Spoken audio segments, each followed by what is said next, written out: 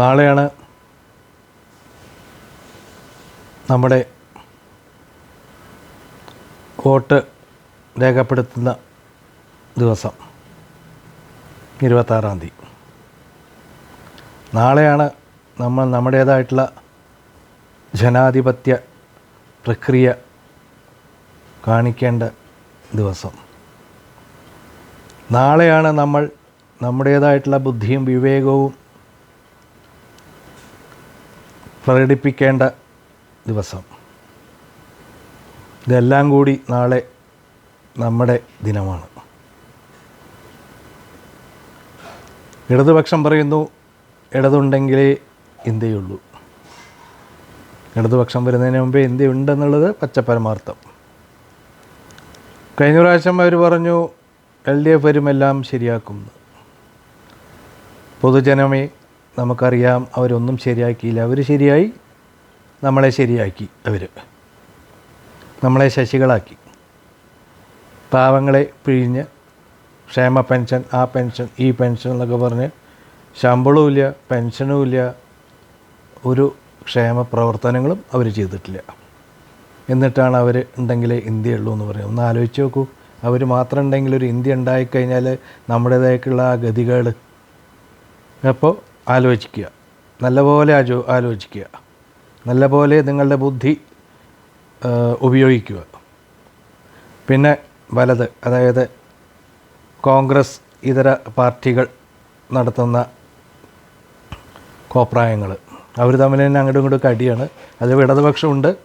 ഇവിടെ അവർ മറ്റ് ശത്രുക്കളാണെങ്കിലും പുറത്ത് വളയാർക്കാടിൻ്റെ അപ്പുറത്തൊക്കെ അവർ സുഹൃത്തുക്കളാണ്.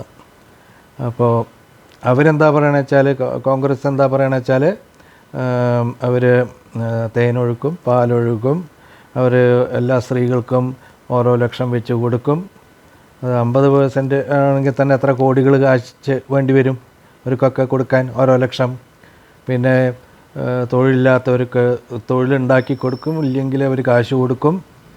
പിന്നെ പറയണു, ഇതപ്പോൾ നമ്മൾ കഷ്ടപ്പെട്ട് സമ്പാദിച്ച സ്വത്തൊക്കെ എടുത്തിട്ട് 45% നമുക്ക് എന്തൊരു 55% ഗവൺമെൻറ് എടുത്തിട്ട് ന്യൂനപക്ഷത്തിന് കൊടുക്കും. ഈ ന്യൂനപക്ഷം ആരാ? ഈ ന്യൂനപക്ഷത്തിലില്ലേ പൈസക്കാർ? ഒന്നും വേണ്ട. ഈ പറയുന്ന ഈ സാം പിത്രോഡ പറഞ്ഞ അയാളുടെ ബുദ്ധിയിൽ ഉദിച്ച ഒരു കാര്യമാണിപ്പോൾ ഇത്. ഈ സാം പിത്രോഡ രാജീവ് ഗാന്ധിയുടെ വലം കൈയായിരുന്നു.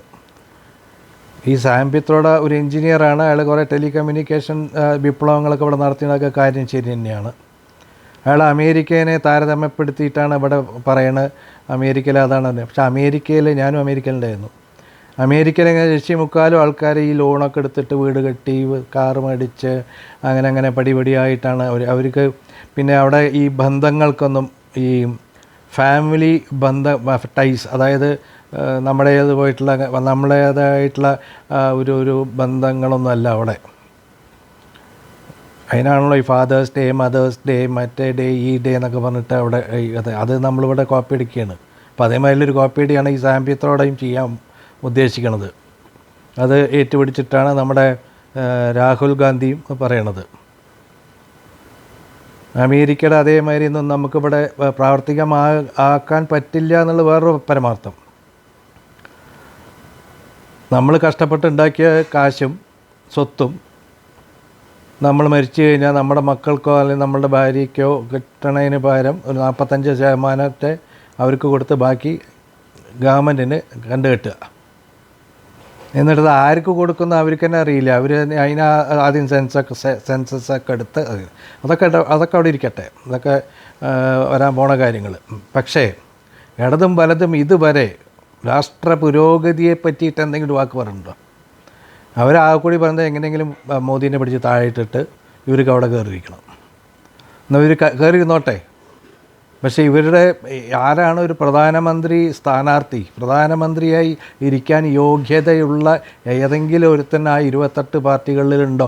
ആ 28 പാർട്ടികളുടെ ചിത്രം ഒന്ന് എടുത്തിട്ട് നിങ്ങളുടെ മുമ്പിൽ വയ്ക്കുക. നാളെ വോട്ട് ചെയ്യാൻ പോണതിൻ്റെ മുമ്പേ അതിൽ ഏതെങ്കിലും ഹരിശ്ചന്ദ്രന്മാരുണ്ടോ? എല്ലാം കള്ളന്മാരല്ലേ. ഇന്നല്ലെങ്കിൽ നാളെ അങ്ങനെ ഓരോ കള്ളത്തരം ചെയ്ത് ജയിലിൽ കിടന്ന മറ്റേ ചിദംബരം അടക്കം ലാലു പ്രസാദ്, അങ്ങനെ പലരും അത് എടുത്ത് നോക്കൂ. ആ ചിത്രം നോക്കിക്കഴിഞ്ഞാൽ അറിയാം. എന്നിട്ട് എണ്ണി നോക്കൂ എത്ര കള്ളന്മാരവിടെ ഉണ്ടെന്ന് ഇന്ത്യ മുന്നണിയിൽ. ഈവൻ പിണറായി വിജയൻ അടക്കണ്ടല്ലോ. അപ്പോൾ അവരുടെ ഇടയിൽ തന്നെ ആകെ ഒരു ഒരു ഒരു ഒരു ഒരു അഡ്ജസ്റ്റ്മെൻറ്റില്ലായ്മയുണ്ട്. അതല്ല നമുക്ക് വേണ്ടത്. നമുക്ക് വേണ്ടത് ദീർഘവീക്ഷണവും നെഞ്ചുറപ്പോടുകൂടി നമ്മളെ നയിക്കാൻ, നമ്മുടെ നാടിനെ നയിക്കാൻ, നമ്മുടെ ഭാരതത്തെ നയിക്കാൻ പറ്റിയ ആളാണ് വേണ്ടത്. ഇന്നിപ്പോൾ നമ്മൾ മറ്റേ 5ാം സ്ഥാനത്താണ് നിൽക്കുന്നത്. നമുക്കിനി അത് 100ാം സ്ഥാനത്തേക്ക് പോകേണ്ട ഗതികളിലേക്ക് നമ്മളാക്കരുത്. നമ്മുടെ കയ്യിലാണ് അതിൻ്റെ പവർ. നമുക്ക് ഇനിയും പഴയ 1947 പോകാൻ ഉദ്ദേശമില്ല. നമുക്ക് വേണ്ടത് മുന്നോട്ടേക്ക്. അത് മോദിയുടെ കയ്യിൽ ഭദ്രമാണെന്ന് ഈ രാജ്യം എന്ന് നമുക്ക് ഉറപ്പാണ്. എന്തെന്നെ പറഞ്ഞാലും മോദി തന്നെ വരുള്ളൂ, NDA തന്നെ വരുള്ളൂ. അത് വേറെ കാര്യം. പക്ഷേ അദ്ദേഹത്തിൻ്റെ ആ ഉരുക്ക് മുഷ്ടിയിലാണ് നമ്മുടെ രാജ്യം മുന്നോട്ട് നീങ്ങുന്നത്. അത് എന്തായാലും ഈ ഒരു 5 കൊല്ലത്തിനുള്ളിൽ നമ്മുടെ ഇന്ത്യ രാജ്യം 5ാം സ്ഥാനത്തേക്ക് വരും. നമ്മളും നല്ലൊരു സമ്പന്ന രാഷ്ട്രമായിട്ട് നിലകൊള്ളും. ഇന്ന് ഞാൻ പറയുകയാണ്, നമ്മളിന്നിപ്പോൾ ഒരു വിദേശ രാജ്യത്ത് പോയി കഴിഞ്ഞാൽ നമുക്ക് നെഞ്ചോക്കോട് പറയാം, ഞാൻ ഇന്ത്യക്കാരനാണ്, ഞാൻ ഭാരതീയനാണ്, എൻ്റെ പ്രധാനമന്ത്രി മോദിയാണ്. എല്ലാവർക്കും അറിയാം ആരാണ് നമ്മുടെ പ്രധാനമന്ത്രി എന്ന്. ഒന്ന് ആലോചിച്ച് നോക്കും. ഇപ്പോൾ ഈ രാഹുൽ ഗാന്ധി മറ്റേ അവരാണല്ലേ ഏറ്റവും വലിയ കള്ളന്മാർ. ഗാന്ധിയുടെ പേര് അടിച്ചു മാറ്റിയിട്ട് ഇന്ദിരാഗാന്ധി, രാഹുൽ ഗാന്ധി, പ്രിയങ്ക ഗാന്ധി, എന്തിന് സോണിയാഗാന്ധി, ഇറ്റലിക്കാരി, അടിച്ച് മാറ്റിയിട്ട് ഗാന്ധിയുടെ പേരിങ്ങോട്ട് അടിച്ച് മാറ്റിയിട്ട് അവരുടെ വാലാക്കിയിട്ട് എത്ര കാലാകാലങ്ങളായി നമ്മളെ പറ്റിച്ചുകൊണ്ടിരിക്കുന്നു. ഇതൊക്കെ നമ്മൾ ആലോചിക്കണം.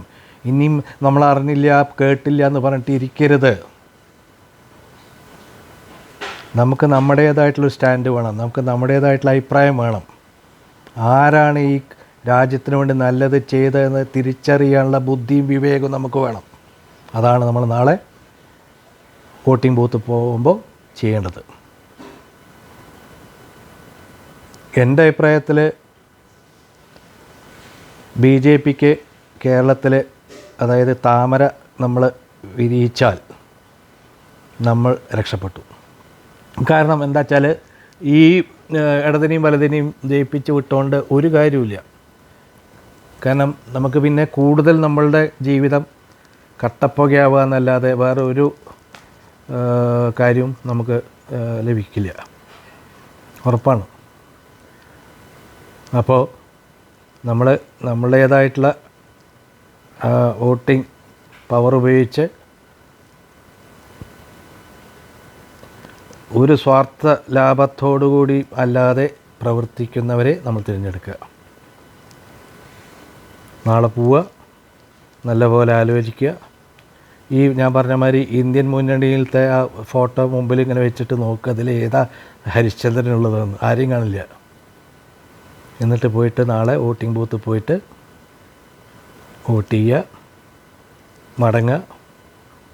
എന്നിട്ട് ജൂൺ 4-ാം തീയതി വരെ കാത്തിരിക്കുക. എല്ലാവർക്കും നല്ലത് വരട്ടെ. ജയ് ഹിന്ദ്.